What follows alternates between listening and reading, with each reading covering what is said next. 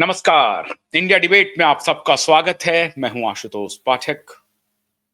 Indigo का असली खेल क्या है, आज आपके सामने लेकर आया हूं। काफी दिनों से हमारे दर्शक कह रहे थे कि इंडिगो की क्राइसिस के ऊपर कार्यक्रम करना चाहिए। मैं नजर बनाए हुए था, देख रहा था। मैंने आपको पहले भी बताया कि मैं खुद भी इसका भुक्तभोगी होने ही वाला था, बस मैं बाल बाल बच गया। लेकिन तब से ये मामला चलना ही शुरू हुआ और अब धीरे धीरे धीरे धीरे रफ्तार पकड़ लिया। और रफ्तार ऐसे समय में पकड़ा जब दुनिया के दूसरे सबसे ताकतवर नेता, बल्कि कहें कि सबसे ताकतवर नेता कह लीजिए आप, व्लादिमीर पुतिन की भारत यात्रा थी और उसके 2-3 दिन पहले से और उसके अभी तक, मतलब आज तक ये क्राइसिस चल रहा है। आज भी 300 के करीब फ्लाइट्स कैंसिल हो गए हैं। लोग परेशान हैं और परेशानी के वीडियो आपने देखे हैं, परेशानी के वीडियो बाइट्स देखे हैं। छोटी छोटी बच्चियां परेशान, महिलाएं परेशान, युवा परेशान, बुजुर्ग परेशान। किसी का इंटरव्यू छूट गया, किसी की शादी छूट गई, किसी की कोई डेड बॉडी लेकर के आगे चला, कोई दूसरा उनका रिलेटिव नहीं पहुंच पाया। पूरा केओस हुआ, पूरा का पूरा केओस। और सरकार के तरफ से कहा गया क्रैकडाउन हो रहा है, बड़ी अच्छी बात है, क्रैकडाउन। लेकिन आज तो सरकार पर भी सवाल करना पड़ेगा। कौन सरकार? मोदी जी? नहीं। कौन सरकार? अमित शाह? नहीं। असली सरकार, असली सरकार। ये सब मोहरे हैं, बदलते रहते हैं। एक मोहरा है जिन्होंने भारत को कब्जे में करके रखा है और वो कंबल ओढ़ करके घी पीने का धंधा कर रहा है जब से इस देश को आजादी मिली है। नेहरू जी ने व्यवस्था बना दी, उस व्यवस्था में वो पहुंच गए वहां और उसके बाद कंबल ओढ़ करके मलाई खा रहे हैं। पाली से पास आउट किए, एविएशन के सेक्रेटरी बन गए। इतिहास से पास आउट किए, गवर्नर बन गए। इकोनॉमिक्स से पास आउट किए, साइंस एंड टेक्नोलॉजी के सेक्रेटरी बन गए। और हिंदी साहित्य से पढ़ाई किया, इरिगेशन डिपार्टमेंट के सेक्रेटरी बन गए। यही चल रहा है इस देश में। मतलब वो सर्वज्ञ हैं, सर्वविदित हैं और ओमनी प्रेजेंट हैं, हर जगह मौजूद हैं, सार्वभौमिक हैं। उन्होंने एक परीक्षा पास नहीं की कि अब आप सारे लोग नतमस्तक हो जाइए। और बार बार मैं देखता हूं मीडिया में आकर के, ए मोस्ट टफेस्ट एग्जामिनेशन, ये पास करके ये आ गए हैं, the best of the best brain है। अरे best of the best brain की कहानी ये है कि उन्होंने अपने एथिक्स में जो सबसे ज्यादा नंबर लाया था कि आपके वैल्यू सिस्टम कैसा होना चाहिए, वैल्यूज क्या होनी चाहिए, वो सबसे ज्यादा करप्ट निकले, 97%। मैं नहीं कह रहा हूं, सरकारी आंकड़ा है। जिन्होंने सदाचार पर, उच्च विचार पर, नैतिकता पर, ईमानदारी पर सबसे ज्यादा जोर दिया था अपनी परीक्षा में, उस तरह के पेपर लिखे थे, वो सबसे ज्यादा करप्ट पाए गए, सबसे ज्यादा भ्रष्ट पाए गए। दुर्भाग्य हमारा यह है कि हमने पढ़ाई लिखाई का मापदंड कुछ आंसर सीट को ही मान लिया है। ज्ञान का मापदंड, पढ़ाई लिखाई तो ठीक है, ज्ञान का मापदंड, ज्ञान का मापदंड, जो नॉलेज का जो मापदंड है, वो कुछ परीक्षा में उत्तीर्ण होना और असफल होना, इसी को माना है। अगर आप कुछ परीक्षा में उत्तीर्ण हो गए हैं तो आप ज्ञानवान हैं, आप ज्ञानी हैं, आप सर्वज्ञ हैं। अगर आप उत्तीर्ण नहीं हुए हैं तो आप अज्ञानी हैं। एक ही व्यक्ति उसी परीक्षा में 2 बार उत्तीर्ण हो रहा है, 2 बार बैठ रहा है, और 1 बार उत्तीर्ण हो रहा है और 1 बार फेल हो रहा है। अद्भुत खेल है। एक ही व्यक्ति एक ही परीक्षा में, दो परीक्षा, एक ही पैटर्न, एक ही संस्था की परीक्षा में वो हो रहा है, अपियर हो रहा है, एक बार फेल कर रहा है, दूसरी बार पास कर रहा है, तीसरी बार टॉप कर रहा है, चौथी बार फिर कोई और पोजीशन ला रहा है। अद्भुत है। लेकिन फिर भी एक पैरामीटर है, वो एक बार फेल ही कर गया मान लीजिए, किसी से प्रिलिमिनरी एग्जाम भी नहीं निकला, दूसरे अटेम्प्ट में वो सीधे टॉप कर गया। ऐसा भी देखने को मिला है। अद्भुत है। यहां पर ज्ञान के मापदंड अलग हैं, ज्ञान के मानदंड अलग हैं। उनको ज्ञानी मान लिया। खेल हुआ है इन्हीं स्थायी सरकारों ने किया है, और नेता को ये कठपुतली बना करके घुमाते हैं। जनवरी 2024 में सरकार का एक गाइडलाइन था, सब जानते हैं, आप सबको मालूम हो गया, इतने दिन से क्राइसिस है, लेकिन बताना यहां अनिवार्य है। जो दर्शक शायद स्मृति से हट गई हो बात, तो मैं उनकी स्मृति में ला रहा हूं। जनवरी 2024 में एक गाइडलाइन आया कि पायलट को हर सप्ताह जो 36 घंटे का रेस्ट दिया जा रहा है, इसे बढ़ा करके 48 घंटे कर दिया जाए। कई सारे गाइडलाइंस है, उसमें एक गाइडलाइन ये था, और दूसरा गाइडलाइन था कि भाई जो नाइट लैंडिंग है, ये 12 बजे से लेके 6 बजे तक जो आप कर रहे हैं, ये ठीक नहीं है। 12 बजे से लेकर 2 बजे तक ही नाइट लैंडिंग का कार्यक्रम रखिए एक पायलट के लिए, और अगर चलिए नहीं हो रहा है तो 12 बजे से 6 बजे तक एक दिन करिए, लेकिन दूसरा दिन जो सेकंड कॉन्जिक्यूटिव डे है, उस दिन आप 12 बजे से लेके 2 बजे तक ही उनकी शिफ्ट को ओवर कर दीजिए। ये आया गाइडलाइन कब? जनवरी 2024 में। डेडलाइन दिया गया नवंबर 2025 का, मतलब लगभग 2 साल का डेडलाइन दिया गया वक्त, कि 2 साल में आप इस क्राइसिस को दूर कर लीजिए। आपको अगर अधिक क्रू मेंबर की आवश्यकता पड़ेगी, आपको अधिक पायलट की आवश्यकता पड़ेगी, अधिक मैन पावर की आवश्यकता पड़ेगी, तो उसको ध्यान में रखते हुए आप आवश्यक अरेंजमेंट कर लीजिए। नेसेसरी अरेंजमेंट आपको करना है, आपको लगभग 2 साल का वक्त है, आप ये पूरा कर लीजिए। ऐसा नहीं था कि जनवरी में आपको दिया और जनवरी 2025 में कर लेना, नहीं, आपको 2 साल का वक्त दिया। 2 साल तक एक एयरलाइंस जिसका 65% शेयर है एविएशन सेक्टर में, 65%, और दूसरे एयरलाइंस के साथ अगर आप मिला दें एयर इंडिया के साथ, तो इन दोनों का शेयर 92% हो जाता है। और बाकी शेयर में एक आध दो छोटे छोटे, क्योंकि जेट एयरवेज बंद हो गया, दूसरे जो एयरलाइंस है उनकी हालत खराब है, किंगफिशर की हालत खराब है, एक एशियन करके है, उनकी हालत खराब है। ये सारे एयरलाइंस की हालत खराब है, लेकिन ये 92% स्टेक के साथ एयर इंडिया और इंडिगो मार्केट पर कब्जा बनाए हुए हैं। एक प्रकार से मोनोपोली है, और इस मोनोपोली का तांडव तब देखने को मिला जब इंडिगो की क्राइसिस शुरू हुई और हजारों फ्लाइट कैंसिल हुए। हजारों यात्री देश के अलग अलग एयरपोर्ट्स पे स्ट्रैंडेड थे, उनको जबरदस्ती रोक दिया गया, उनका फ्लाइट कैंसिल हो गया, और कोहराम मच गया देश के हवाई अड्डों पर। बच्चे से लेके बूढ़े तक, महिलाएं पुरुष, सब त्राहिमाम कर बैठा। और यह त्राहिमाम उस दिन और हो गया जिस दिन व्लादिमीर पुतिन भारत की यात्रा पर थे। त्राहिमाम हो गया। क्यों त्राहिमाम? जब त्राहिमाम हुआ तो दूसरा सबसे बड़ा मार्केट शेयर जिनके पास है, लगभग वो 30-32% शेयर वाला जो है, उन्होंने कुछ और खेल कर दिया।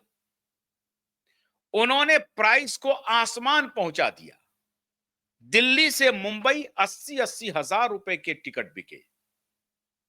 पटना दिल्ली के फ्लाइट, लखनऊ दिल्ली के फ्लाइट, हैदराबाद, बेंगलोर, पुणे, नागपुर, चेन्नई, त्रिवेंद्रम, गुवाहाटी, कोलकाता, इस सभी के फ्लाइट्स के जो रेट्स हैं वो आसमान छूने लगे और बारे न्यारे कर लिया इन्होंने। इस दौरान जो इन्होंने सैकड़ों करोड़ रुपए कमाए, वो सैकड़ों करोड़ उनके चला गया उनके पॉकेट में। और इधर इंडिगो ने कहा कि तुम्हारी ऐसी की तैसी, 65% शेयर हमारे पास है, हम तुम्हारे गाइडलाइंस को नहीं मानते हैं, और अगर तुम गाइडलाइंस को हमें जबरदस्ती मनवाओगे तो हमारे पास क्रू मेंबर है नहीं, हम फ्लाइट कैंसिल कर देंगे, बैठ जाएंगे। ये एरोगेंस, ये जो अल्बर्ट सीईओ है, ये डच एयरपोर्ट, अभी मैं सब बताऊंगा। डच, एक डच नागरिक को हमारे यहां सीईओ बनाया गया, उसमें कोई बनाने में कोई आपत्ति नहीं, बड़े प्रोफेशनल हैं। क्या प्रोफेशनल हैं अभी सब बताते हैं। तो कोहराम मच गया और कहा कि मुझे आप अगर गाइडलाइन को चेंज कीजिए। गाइडलाइन को सरकार ने अभी चेंज भी किया, 2026 तक बढ़ाया, फरवरी तक इस गाइडलाइन को, लेकिन उसका भी कोई असर नहीं पड़ने वाला है, क्योंकि आपके पास क्रू मेंबर आपने अपॉइंट किया ही नहीं। 2 साल तक आपको पायलट की संख्या, और बहुत ज्यादा पायलट की संख्या बढ़ानी भी नहीं थी।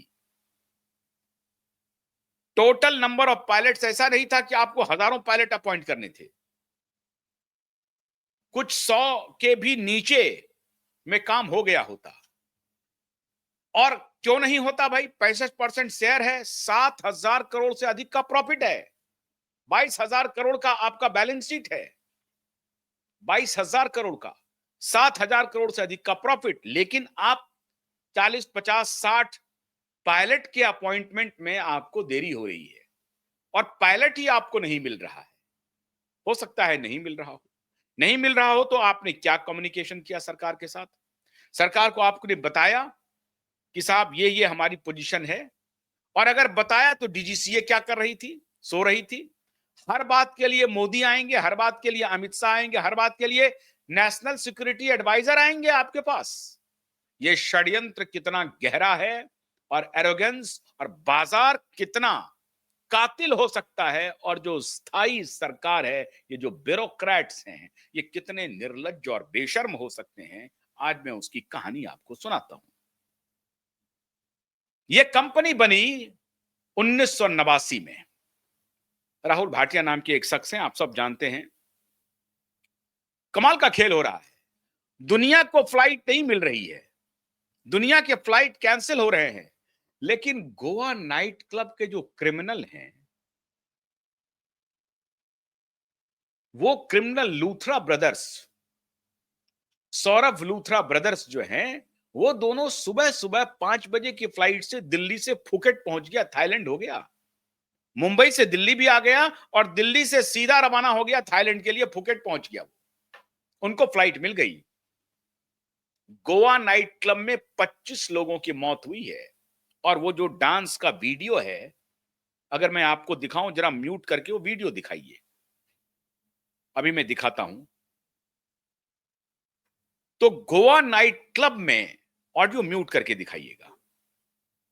गोवा नाइट क्लब में जब ये नृत्य हो रहा है, उस वक्त आग लग रही है, और ये पुलिस वाले, भ्रष्ट पुलिस वाले, ये डीजीपी आकर के बकवास कर रहे हैं। 25 लोग मर गए। अब आप कहें तो नहीं करूंगा ना, वो जैसे जज साहब कर क्लब में इस तरह के नृत्य को देखेंगे तो यही होगा, ऐसा मैं नहीं कह सकता हूं।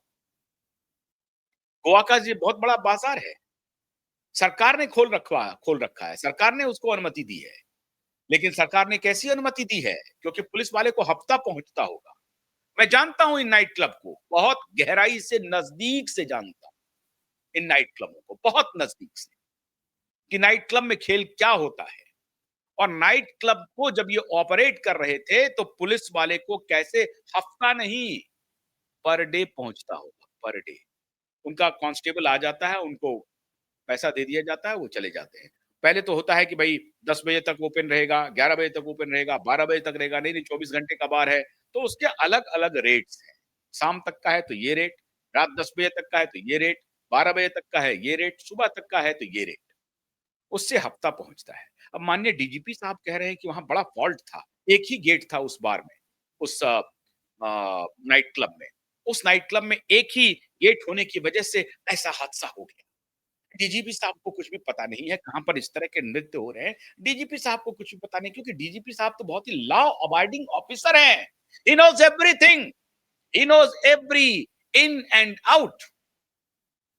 लेकिन अभी उनसे पकड़ में नहीं आया, लुकआउट नोटिस दिया है, इंटरपोल को कहा जा रहा है कि लूथरा ब्रदर्स को पकड़ के लाओ, लेकिन लूथरा ब्रदर्स भाग रहा है, इंडिगो की फ्लाइट से भाग रहा है। इंडिगो की फ्लाइट से, जिस इंडिगो की फ्लाइट में कॉमन मैन का टिकट कैंसिल हो रहा है, एक दिन, दो दिन, तीन दिन नहीं, लगातार कैंसिल हो रहा है। लेकिन लूथरा ब्रदर्स को फ्लाइट मिल गया और सीधे फुकेट का, मुंबई से दिल्ली, दिल्ली से फुकेट। डीप स्टेट, ये करप्शन के घोटालेबाज चोरों की वजह से आम आदमी परेशान है। सुनना मोदी को पड़ता है, सुनना अमित शाह को पड़ता है, हर जगह मोदी जाकर के खड़े रहेंगे। हाँ, मोदी जी की भी एक गलती है कि ऐसे ब्यूरोक्रेट, ऐसे भ्रष्टाचारियों की टीम बना करके रखा हुआ है। अब आइए साहब, जरा मैं इंडिगो को, और क्यों मैं कह रहा हूं कि ये जो बड़े बड़े बड़ी सबसे जो स्थायी सरकार है, उसने कैसे लोगों को इस हालात में पहुंचा दिया है। और गुस्सा मोदी के खिलाफ चले जाए, गुस्सा शाह के खिलाफ चले जाए, गुस्सा एनएसए के खिलाफ चले जाए, नेशनल सिक्योरिटी से समझौता हो जाए। आतंकवादी घटना है ये, आतंकवादी घटना। सिर्फ लोगों को मारा नहीं गया बंदूक चला करके, ये घटना आतंकवादी घटना से भी अधिक गंभीर है। लोग जिनको परेशानी हुई, पैसे लगा के यात्रा कर रहे हैं, अपने जेब से पैसा दे रहे हैं, ये इन भ्रष्ट अधिकारियों की तरह जो सब कुछ को सालों से पैरासाइट के तरह हमारे आपके पैसे पर एंजॉय करने का परमिशन मिलता है the moment he qualifies one examination, और उसके बाद ये पूरी जिंदगी पैरासाइट के तरह सिस्टम को खाते रहते हैं। जरा शेरपा सबको दिखाता हूं साहब, चलता क्या है। बड़ी बड़ी कंपनियां, कैसे इस अस्थाई सरकार के लोग वहां से निकलते हैं और ये बड़े बड़े कॉरपोरेट कंपनियों के executive, non executive, non functional, functional board of directors में शामिल होकर के क्या क्या गुल खिलाते हैं। इस देश के ब्यूरोक्रेट, डायरेक्ट एडमिनिस्ट्रेशन से जो इंडियन एडमिनिस्ट्रेटिव सर्विस के लोग हैं, वो कैसे अपनी सेवा के बाद किस कॉरपोरेट को अपनी सेवा देते हैं और वहां से करोड़ों का माल उठाते हैं। क्यों? इसलिए नहीं कि बड़ा बेस्ट ब्रेन है, नहीं नहीं नहीं नहीं नहीं नहीं, इसलिए कि लाइजनिंग के लिए बहुत शानदार होगा। सरकार के साथ कोई मीटिंग है, ये करनी है, उसको करना है, तो इनके कोई जूनियर बन जाएंगे वहां सेक्रेटरी, उनको बोल देंगे, कुछ रिलैक्सेशन हो जाएगा, कुछ आएगा वहां, कुछ फाइल दब जाएगा, कुछ ऐसा होगा वैसा होगा। आइए साहब, ये सभी लोग बड़ी बड़ी कंपनियों के बोर्ड ऑफ डायरेक्टर्स में रहते हैं, ये कोई मैं नई बात नहीं बता रहा हूं। लेकिन आज इंडिगो के बोर्ड ऑफ डायरेक्टर्स में कौन कौन है, जरा इस पर चर्चा तो कर ली जाए। तभी मैंने कहा कि ये शेरपा कहां थे जो अभी अभी बने हैं, अभी अभी नॉन एग्जीक्यूटिव है, एग्जीक्यूटिव है, मामला फर्क समझिए, लेकिन कुछ ना कुछ तो है, नाम तो है। हमारा तो नाम नहीं है, और तो किसी का नाम नहीं है बोर्ड ऑफ डायरेक्टर्स में, हमारा कैसे हो जाएगा साहब? हम तो एक पत्रकार आदमी है, हमारी क्या औकात है? ये औकात वाले लोग हैं ना। क्यों? स्टीफन से पढ़ाई कर लिया, जेएनयू से पास आउट हो गया, और उसके बाद एक एग्जाम पास कर लिया, बस इनके पास सारा ज्ञान आ गया। ये हर चीज के मास्टर हो गए, हर चीज के मास्टर हो गए। नीति आयोग के भी चेयरमैन बन गए, और फिर जब रिटायर हुआ, बस बोर्ड ऑफ डायरेक्टर्स में शामिल हो गए। फिर शामिल हो गए, उसके बाद गोल्फ खेल रहे हैं साहब। गोल्फ ही खेलना है, करना क्या है? गोल्फ खेलना है। और ठीक कहते हैं, हमारे एक ब्यूरोक्रेट मित्र कहते रहते हैं कि नेहरू जी ही संभवतः बोलते थे कि Indian civil servant neither civil nor servant. ये इंडियन सिविल सर्वेंट जो हैं, नाइदर सिविल नॉर सर्वेंट, ना तो ये नौकर हैं और ना ही ये सभ्य हैं। ये पूरी तरह से असभ्य हैं, और ये मालिक है, नौकर तो है ही नहीं। इंडिगो के बोर्ड ऑफ डायरेक्टर्स में कौन कौन लोग हैं, ये कहां सो रहे थे? इतने नामचीन लोग, इनके ऊपर कार्रवाई क्यों नहीं? सीईओ ही क्यों जाएगा आखिर में? नॉन एग्जीक्यूटिव है, नॉन फंक्शनल है, हार्डली मैटर्स। सवाल है कि ये क्यों है, इनका नाम यहां पर क्यों है, क्यों नाम है इनका, क्यों नाम है? मिस्टर विक्रम सिंह मेहता, ये 1978 बैच के आईएएस ऑफिसर हैं, 1978 बैच के, और 1980 में इन्होंने सिविल सर्विस से इस्तीफा दे दिया।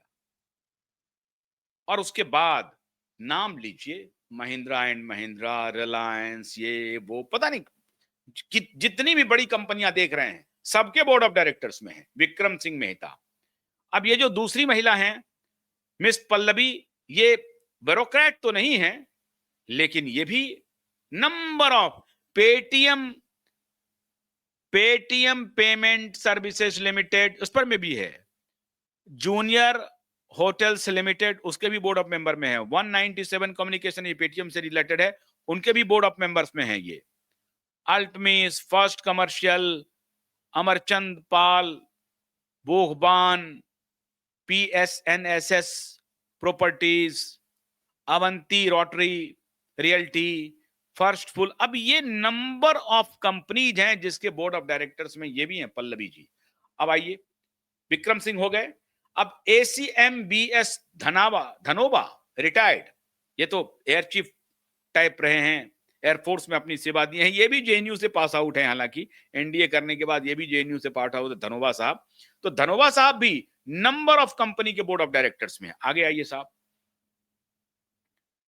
ये माइकल गॉर्जन है, ये भी हैं। अब इनका पूरा इस तरह से नहीं है, FFA लिखा हुआ है। राहुल भाटिया, यही प्रमोटर हैं, असली असली प्रमोटर राहुल भाटिया हैं। ये कनाडा से इन्होंने इलेक्ट्रिकल इंजीनियरिंग में इंजीनियर हैं, और फिर वहां से आकर के फिर MBA भी किया, और फिर उसके बाद ये प्रमोटर बने 1989 में, जैसा मैंने आपको बताया। उन्होंने शुरू किया अपना ये इंडिगो एयरलाइंस। अब आगे आगे बढ़िए राहुल भाटिया के आगे। अब देखिए M दामोदरन, ये भी सिविल सेवक है, नाइदर सिविल नॉर सर्वेंट है, neither civil nor servant. Mister M Damodaran, ये सेबी के चेयरमैन रह चुके हैं, सेबी के मेंबर रह चुके हैं या चेयरमैन रह, मतलब सेबी में ये रह चुके हैं M Damodaran. Founder chairman of institute of management IIM, ये भी रहे हैं ये M दामोदरन।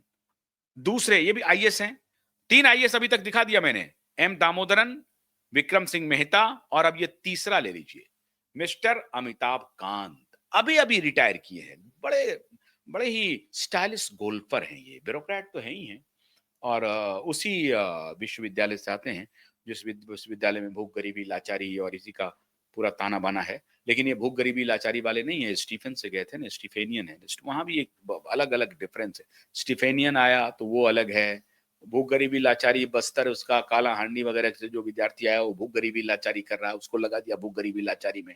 स्टीफन से जो आया वो कॉर्पोरेट की तरफ चला गया, वहां से पास आउट हुआ, UPSC कर लिया, फिर वो कॉर्पोरेट डिवीजन है, वहां पे क्लास का डिफरेंस है, और वहां इसी क्लास से दूसरा क्लास वाला टकराते रहता है, और फिलोसॉफिकल वॉर होते रहता है, march on JNU, march on, लाल सलाम कामरेड, लाल सलाम। और जब कामरेड को लगता है काम कहीं नहीं मिला, तो अपने जो स्कूल के अपने कॉलेज के जो कॉलेज मेट हैं उनसे बोल कवाल करके कुछ ना कुछ अपना रास्ता निकाल लेते हैं। तो मिस्टर अमिताभ कांत ये शेरपा थे, अभी G20 के शेरपा थे अमिताभ कांत साहब। और अमिताभ कांत साहब नीति आयोग के चेयरमैन भी रहे, बड़े स्टाइलिश गोल्फर IAS अधिकारी हैं, और बड़े ब्लू आइड बॉय भी रहे माननीय मोदी जी के। ये हर में ब्लू आइड हो जाते हैं, एक खास तरह की ट्रेनिंग होती है ब्यूरोक्रेट्स की। नवनीत सहगल का नाम सुना आपने, ये सबके ब्लू आइड बॉय रहे। नवनीत सहगल जी अखिलेश यादव के भी ब्लू बॉयड, नवनीत सहगल जी मायावती के भी ब्लू बॉयड। नवनीत सहगल जी को लगा कि अब योगी आ रहा है, पहली फुर्सत में नवनीत सहगल को रास्ता दिखाएगा, उनके भी ब्लू आइड बॉय, और फिर वहां से भी निकल लिया तो मोदी जी के भी ब्लू आइड बॉय हो गए। अभी मामला थोड़ा टेढ़ा हो गया है। मैं जिस तरफ इशारा करना चाह रहा हूं उसको समझिए। नेता कुछ नहीं है इनके सामने में, नेता पानी भरते हैं इनके सामने में। ये असल में सिस्टम को कंट्रोल करते हैं, यही सिस्टम चलाते हैं, और ये सुधरने का नाम नहीं ले रहे हैं। ये बोर्ड ऑफ डायरेक्टर्स में है ये सारे, ठीक है, नॉन एग्जीक्यूटिव डायरेक्टर हैं, independent non executive non independent director of the company हैं ये, इफेक्टिव सितंबर 15 2025 से। विक्रम सिंह मेहता, एम दामोदरन, मिस्टर अमिताभ कांत, ये सारे जो सेलिब्रिटी, मिस्टर अनिल परासर, ये तो नहीं है ब्यूरोक्रेट, दूसरे हैं ग्रेग एल्बर्ट सार्तश्की, ये लोग तो दूसरे हैं। लेकिन ये जो नॉन ब्यूरोक्रेट्स हैं, ये ब्यूरोक्रेट्स इतने बड़े बड़े कॉरपोरेट घराने के बोर्ड ऑफ डायरेक्टर्स में करते क्या हैं?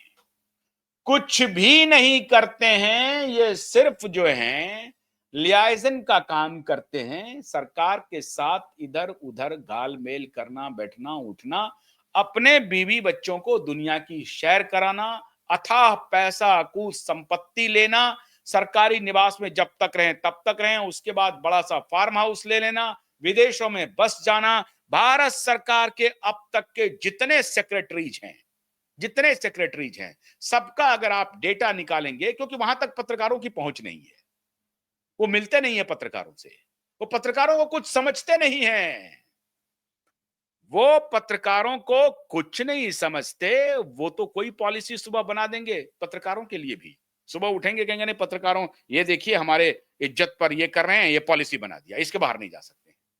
ये उस सिस्टम को नोचते हैं, खरोचते हैं, उसके जैसा व्यवहार करते हैं। और हमारी दिक्कत यह है कि हम सभी सब मिलकर के उनको सम्मान देते रहते हैं, उनसे सवाल नहीं करते हैं, सवाल नेता को करने लगते हैं। अरे नेता आज हैं, नेता की बहुत सारी रिस्पॉन्सिबिलिटी है, नेता आज हैं कल नहीं होंगे। हर जगह मोदी जी जाकर के खड़े हो जाएंगे क्या? ट्रेन कैसे चल रहा है, मोदी जी खड़े हैं, बस कैसे चल रहा है, मोदी जी खड़े हैं। हाँ, कुछ गलती तो है पॉलिसी के लेवल पर। अगर ये सारी बातें हो रही हैं और मोदी जी को इतना लंबा अनुभव हो गया है एडमिनिस्ट्रेशन के, अब वो नए नहीं हैं, अब तो वो समझ गए हैं सारी बात को, तो फिर दो तीन बातें तो उसको उनको समझनी पड़ेगी कि ये मोनोपोली क्यों हो रही है एयरलाइंस में, टेलीकम्युनिकेशन में, ये मोनोपोली क्यों है? ये दोनों आवश्यक आवश्यक सेवाएं हैं, इसमें मोनोपोली होती जा रही है। और पोर्ट में मोनोपोली हो गया आपने, ये आपने किया, ये सवाल तो लोग पूछेंगे मोदी जी आपसे। पूरा पोर्ट एक ही कंपनी के पास है, अगर किसी पोर्ट को कोई कब्जा कर लिया तो आपके पास कोई रास्ता नहीं है। ठीक है, अभी वोडाफोन और आइडिया बैंकरप्ट हो रहा था, तो आपका उसमें 49% स्टेक है, मतलब भारत सरकार का 49% स्टेक का मतलब क्या हुआ? भारत सरकार को कुछ पेनल्टी जमा करनी थी वोडाफोन और आइडिया को, तो पेनल्टी जमा नहीं कर सका, तो उस पेनल्टी के एवज में भारत सरकार ने उसमें स्टेक लिया हुआ है, तो 49% स्टेक है। पेनल्टी जिस दिन जमा कर देगा उस दिन स्टेक खत्म हो जाएगा। पेनल्टी की एवज में वो स्टेक है जो उनको चुकाना था, नहीं चुकाया तो स्टेक हो गया। 49% स्टेक में क्या हुआ कि कोई बाबू वहां बैठा हुआ है, वो चला रहा होगा, बाबू चला रहा है तो वोडाफोन आइडिया की स्थिति देख ही रहे हैं, भगवान संभाले उनको। जो स्टेट ओन्ड टेलीकम्युनिकेशन कंपनी का किया, बीएसएनएल का किया, एमटीएनएल का किया, वो पूरी दुनिया ने देख लिया। मोदी जी आए थे, उनसे अपेक्षा थी कि जो उन्होंने गुजरात इलेक्ट्रिकल डिपार्टमेंट जो था उनको उन्होंने प्रॉफिट में लाया था, तो उम्मीद थी कि ये भारत सरकार की वो कंपनी जो नवरत्न कंपनियां हैं, जो अच्छा काम कर रही हैं, इनको आगे बढ़ा सकती है। उसमें टेलीकम्युनिकेशन तो इनके लिए समझिए कि पैसे का बड़ा खदान हो सकता है। इन्होंने उसको एक प्रकार से जिंदा नहीं किया, मर गई बीएसएनएल। कांग्रेस ने पहले मारा और ये सरकार ने भी मार दिया, और इस सरकार को मारने के लिए मजबूर कर दिया ये जो परीक्षा पास करके आने वाले ब्यूरोक्रेट हैं, वही। तो जिनको हींग लगे ना फिटकरी, माल हो चोखा, रंग हो चढ़े चोखा, तो उनको हींग फिटकरी नहीं लगनी है, क्योंकि वो पतली गली से निकल जाएंगे।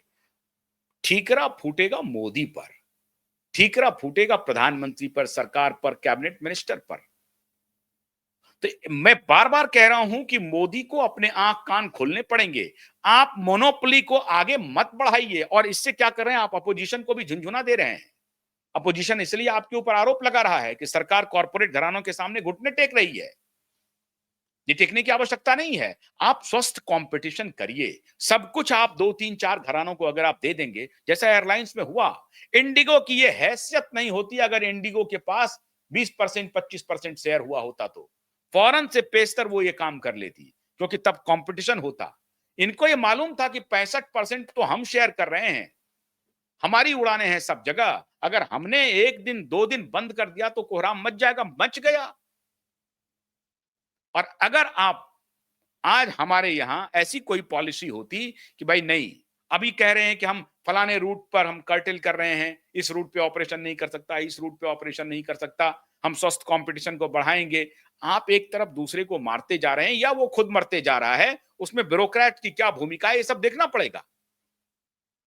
माननीय अमिताभ कांत की और विक्रम सिंह मेहता की और एम दामोदरन की, ये क्या कर रहे हैं? इन सबको देखना परखना पड़ेगा ना, तो परखिए। आखिर क्या बात है कि ब्यूरोक्रेट्स यहां से छोड़ते हैं और इन बड़ी बड़ी कंपनियों के बोर्ड ऑफ डायरेक्टर्स में सीधे चले जाते हैं। अरे टाटा ट्रस्ट में भी है मेंबर एक आईएएस। तो ये लोग वही काम करते हैं कि वहां से लोगों को बुलाते, इसलिए नहीं कि they have best brain, no, ये इनके दिमाग की वजह से, इनके इंटेलिजेंस की वजह से, इनके आईक्यू की वजह से नहीं आता, या इनके अनुभव की वजह से नहीं आता है। शुद्ध और शुद्ध काम है सरकार के साथ दलाली करना। आपको मैं ये लेमन शब्दों में ये कहता हूं, इनका काम सिर्फ यही है। लाइजनिंग जो होता है कि हम ऑफिसर आ गए हैं साहब, हम बैठे हुए हैं, कोई क्राइसिस हुआ, अरे यार अमिताभ जी को बोलिए ना। अमिताभ जी कौन भाई? नीति आयोग के चेयरमैन शेरपा, उन्होंने फोन किया सर सेक्रेटरी, एविएशन सेक्रेटरी को कि जरा देख लो यार, इसको थोड़ा ढील कर दो, 5 दिन का कर दो। 5 दिन में करोड़ों रुपए का बारे न्यारे हो जाएंगे। एक सप्ताह का भी अगर किसी को रिलीफ मिल जाए, इतनी बड़ी कंपनी को, 22,000 करोड़ की कंपनी को एक सप्ताह का रिलीफ मिल जाए, उसी में सैकड़ों करोड़ बारे न्यारे हो जाएंगे। और सैकड़ों करोड़ में से 2 करोड़ का डील अगर अमिताभ जी के पॉकेट में चला गया तो व्हाट इज रॉन्ग? इसीलिए ये मोटी पैकेज पे जाते हैं। आपको एक और किस्सा सुनाते हैं। मैं एक दफा ये जो टेलीकम्युनिकेशन के जो एक सीईओ हैं, उसके साथ यहीं पर बैठा था, इससे थोड़ी दूरी पर जहां मेरा ये स्टूडियो है उसके आसपास ही कहीं बैठा था। तो वो कह रहे थे कि हमने कहा कि साहब आप लोग अपने सैलरी को कैसे जस्टिफाई करते हैं, इतना मोटा मोटा मोटी तनख्वाह लेते हैं। उन्होंने कहा यार हम लोग तो तनख्वाह लेते नहीं है। हमने कहा कैसे? बोला फर्ज करो कि एयरटेल का 2 करोड़ ग्राहक है, सिर्फ फोन यूज करने वाला, इंटरनेट छोड़ दो आप, कॉल कॉल सर्विस वाला। अब उसको अगर मान लो कि वो 200 रुपये महीना दे रहा है या 300 रुपये महीना दे रहा है, खर्चा कर रहा है। अब 305 पैसा कर दें हम, या 301 रुपया कर दें, तो 300 वाले को अगर 1 रुपया पर मंथ का खर्चा हो रहा है तो वो पूछने आएगा कि मेरा 1 रुपया कौन लेके गया, ये 5 पैसा कौन लेके गया? पूछता है क्या? नहीं पूछता है। तो सिर्फ 1 रुपया और 5 पैसा का ही अगर हम इधर उधर खेल कर दें तो 2 करोड़ रुपया प्रति माह जो है सो हम खेल कर दिए।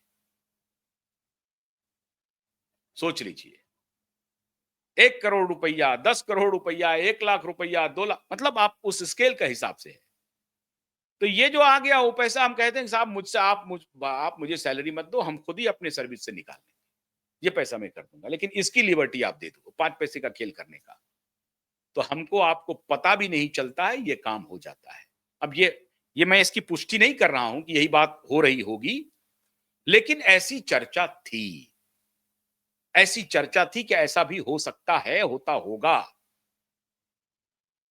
अब इसी से आप कल्पना कीजिए कि कॉरपोरेट कंपनियां कैसे चल रही हैं, कैसा व्यवहार कर रही हैं और किस प्रकार से आज लोग परेशान हो रहे हैं। तो इसलिए सवाल ये नहीं है कि 65%, अभी लोग कह रहे हैं कि टर्किश एयरलाइंस के साथ इंडिगो ने कोलैबोरेट किया, कोड शेयरिंग जिसको आप कहते हैं कि उन्होंने किया। मेरी नजर इस पर थी कि आखिर टर्किश एयरलाइंस से ही इंडिगो का कोलैबोरेशन क्यों हो रहा है? 65% इसका शेयर पहुंच गया है, टर्किश से ही क्यों? टर्किश से अलायंस करने के पीछे कोई है क्या? हाँ है। एर्दोगन, टर्की के जो सर्वे सर्वा राष्ट्रपति महोदय हैं, बल्कि सब कुछ हैं, वो एर्दोगन ने जो Turkish welfare wealth fund create किया है, वेल्थ फंड जो टर्किश वेल्थ फंड है, उसमें सारा स्टेक इन्हीं लोगों का है। उनके परिवार वाले उनके चेयरमैन हैं, डायरेक्टर हैं, ये हैं, वो हैं, दामाद हैं, कोई ये हैं, इनका सारा परिवार वाला एर्दोगन का जो है वो टर्किश वेल्थ फंड में है। और उसी में से वही ऑपरेट करती है टर्किश एयरबेज को। और एर्दगन के पीछे MI6 की खुफिया एजेंसी के लोग हैं। वो सारा कंट्रोल करते रहता है, वो नियंत्रित करते रहता है। तो इंग्लैंड का MI6 भी इससे अछूता नहीं होगा, लेकिन इसकी कड़ी डायरेक्ट आपको जुड़ती हुई डायरेक्ट जुड़ती हुई मुझे दिखाई पड़ रही है कि टर्किश से इनका क्या कोलैबोरेशन हुआ, MI6 और टर्की के बीच में क्या रिलेशन है। इस पर मैं बहुत विस्तार से वीडियो बता चुका हूं। मैं फिर बता रहा हूं कि MI6 के जो अभी जो इंटेलिजेंट जो MI6 के जो डायरेक्टर थे, चीफ थे, डायरेक्टर जनरल, वो अभी उनका 2025 में वो रिटायर हुए हैं। इसके पहले 2014 से 2017 तक वो टर्की में एम्बेसडर थे। एम्बेसडर, वहां पर एजेंट को एम्बेसडर ही कहा जाता है, कूटनीतिज्ञ ही कहा जाता है। वो एम्बेसडर थे और उन्होंने ही उस दौरान काफी रिकंस्ट्रक्ट किया। एर्दगन को बहुत मजबूत करने में उनकी बड़ी भूमिका है, क्योंकि उनको मालूम है कि हम टर्की को मजबूत करेंगे तो इस इलाके में हम एक पावर बैलेंस बना करके चल सकते हैं। तो उसमें उन्होंने टर्की में दिमाग लगाया है। अब टर्की से ये इंडिगो का जो अलायंस है, निश्चित रूप से कहीं ना कहीं MI6 की कुछ ना कुछ भूमिका होगी, जो और शोध करने के बाद पता चलेगी। डीप स्टेट के लोग यहां पर काम कर रहे हैं। एक डच इंडिगो का CEO है जो ये कहता है कि भारत मेरा दूसरा घर है, भारत ही घर है। अच्छी बात है, उस पर मैं अभी कोई शक नहीं कर रहा हूं। लेकिन सवाल ये है कि ये सारे लोग जो बोर्ड ऑफ डायरेक्टर्स में है, स्वयं राहुल भाटिया, उनको भी तो मालूम होगा कि भाई हमको अभी क्रू मेंबर्स को अपॉइंट करने हैं, इस गाइडलाइन से हमें बाहर नहीं जाना है। तो इस गाइडलाइन की पूर्ति हम नवंबर 2025 तक कैसे करेंगे? 2 साल का वक्त है। नहीं किया। इस सबके पीछे ये जो ब्यूरोक्रेटिक सेटअप है, ये जिम्मेदार है। इंडिगो तो जिम्मेदार प्रथम दृष्टया है ही है, लेकिन ये जो असली सरकार है, ये जो ब्यूरोक्रेट्स हैं, इनको मोदी जी को पहचानना पड़ेगा, इनके खिलाफ क्रैकडाउन करना पड़ेगा, इनके खिलाफ एक्शन लेना शुरू करना पड़ेगा, वरना ये दामाद के तरह बैठे रहेंगे, पैरासाइट के तरह बैठे रहेंगे और हमारी देश की जनता त्राहिमाम करती रहेगी। तो अगर आप त्राहिमाम से बचना चाहते हैं, तो ये जो असली सरकार है, इसके ऊपर नियंत्रण अत्यावश्यक है। आज भी कैंसिल हो रहा है, पता नहीं ये कैंसिल का दौर कब तक चलेगा। वैसे वो कह रहे हैं कि कल तक खत्म हो जाएगा, थोड़ा धीरे धीरे खत्म हो रहा है, कल तक खत्म हो जाएगा। तो क्या खत्म हुआ? क्या उन्होंने क्रू मेंबर को अपॉइंट कर लिया? क्या किया? या 2026 तक का जो मिल गया है, फरवरी 2026 तक का जो टाइमलाइन मिल गया है, उसकी वजह से इनको लाभ हो रहा है? ये सब आने वाले दिनों में देखना पड़ेगा। लेकिन ये सभी अलार्म है कि हर सेक्टर में ये जो असली ब्यूरोक्रेसी है, उसको आपको नियंत्रित करना पड़ेगा, उसको आंसरेबल और ट्रांसपेरेंट दोनों बनाना पड़ेगा। बहुत बहुत शुक्रिया। नमस्कार।